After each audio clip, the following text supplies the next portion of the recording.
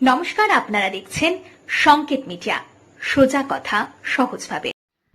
বিশ্ববিদ্যালয় ক্লাসরুমের মধ্যে বিবাহের আসর, তাও আবার বিভাগীয় প্রধান শিক্ষিকার সাথে প্রথম বর্ষের ছাত্রের বিয়ে। এহেন ছবি ভিডিও সমাজ মাধ্যমে ভাইরালে বিতর্কে মৌলানা আবুল কালাম আজাদ প্রযুক্তি বিশ্ববিদ্যালয় হরিণঘাটা ক্যাম্পাস। শুধু ছবি বা ভিডিওই নয়, বিশ্ববিদ্যালয়ের প্যাডে দুজনকে স্বামী স্ত্রীর স্বীকৃতি দিয়েছে লিখিতভাবে সাক্ষী সমেত। আর এই নিয়ে শুরু হয়েছে বিতর্ক। বিশ্ববিদ্যালয় জুড়ে শোরগোল। ঘটনা সামনে আসার পরই বিশ্ববিদ্যালয় কর্তৃপক্ষের তরফ থেকে জানা গিয়েছে ইতিমধ্যেই তদন্ত কমিটি করে বিষয়টি খতিয়ে দেখার আশ্বাস দেওয়া হয়েছে। পাশাপাশি তদন্ত শেষ না হওয়া পর্যন্ত ওই শিক্ষিকাকে ছুটিতে পাঠানো হয়েছে।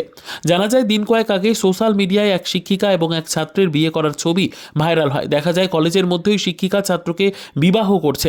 এরপরে জানা যায় ওই ছবি হরিণঘাটার আবুল কালাম আজাদ প্রযুক্তি বিশ্ববিদ্যালয়ের। ওই কলেজের প্রথম বর্ষের ছাত্রের সঙ্গে এক বিভাগীয় প্রধান শিক্ষিকা বিবাহ করছে।